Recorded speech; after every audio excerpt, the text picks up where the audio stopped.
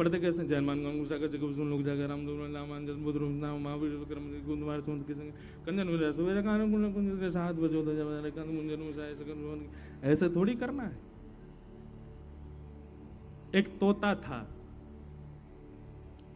उसका एक पंख कट गया था, तो उसको एक संत अपने यहां ले गए। संत ने मन में विचार किया कि मैं इस तोते को ऐसा ज्ञान तो दे दूं कि ये जीवन में कभी किसी का शिकार ना बने। तो संत ने उसको एक मंत्र याद करा दिया। तोता से बोलते, भेलिया आएगा, जाल बिछाएगा, दाना डालेगा, फंसना मत, फंसना मत, फंसना मत। और तोता तो तुरंत रट लेता है।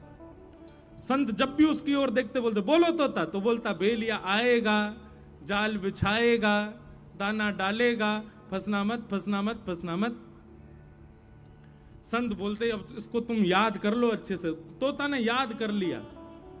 आते जाते हर समय बस यही बोलता, भेलिया आएगा, जाल बिछाएगा, दाना डालेगा, फंसना मत, फंसना मत, फंसना मत।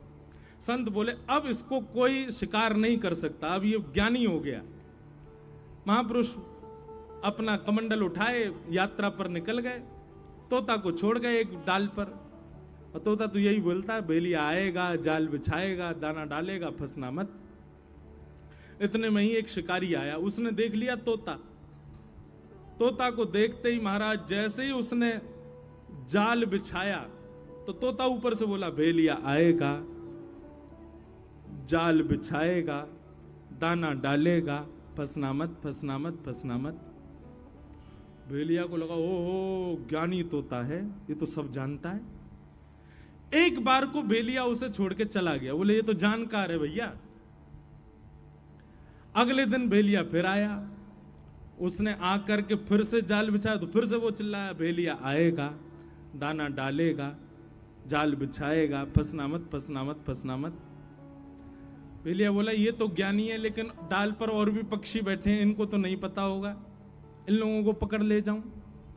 अब की बार जैसे ही उसने दाना डाला, दाना डालते सबसे पहले वही उड़ा जो गा रहा था, भेलिया आएगा, जाल बिछाएगा, दाना डालेगा, फंसना मत, फंसना मत, फंसना मत।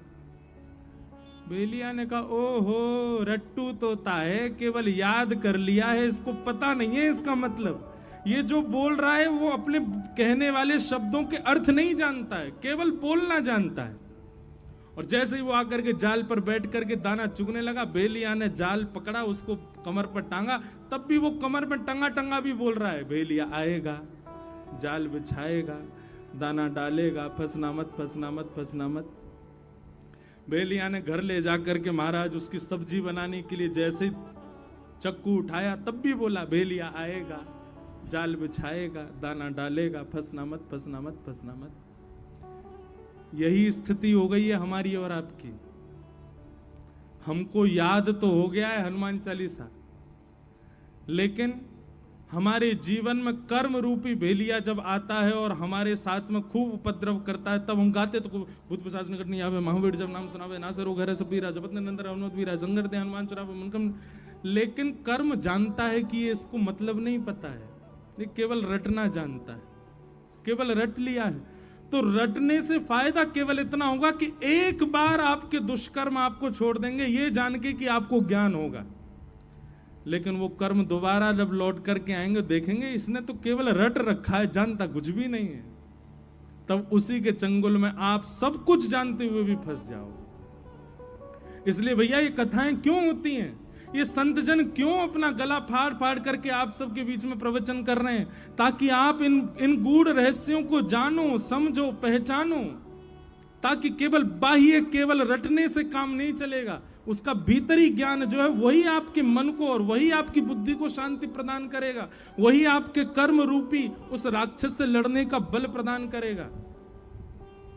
कर्म राक्षस नहीं है, पर कर्म कई बार हमको अज्ञानी जानकर के बहुत प्रगाढ़ हो जाता है, बहुत प्रबल हो जाता है। और उसकी प्रगाढ़ता, उसकी प्रबलता, उसकी निर्दयता के हम शिकार बन जाते हैं अज्ञान के कारण। इसलिए भैया सत्संग रोज किया करो, रोज सुना करो, कुछ ना कुछ नया ही मिलता है आपको।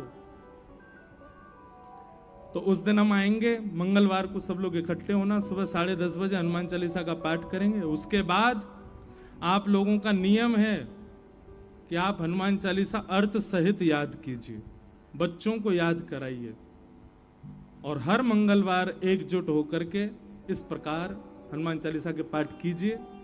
और भैया अपने पंजाब को बचा लीजिए, ये साडा पंजाब है, ऐसे बोलेंगे ना, साडा मतलब अपना ना, और ब्रजभाषा हम बोले जी हमारो पंजाब है। कौन को पंजाब है? हमारो। तो भैया या हमारे पंजाब को न बचाओ, हमारे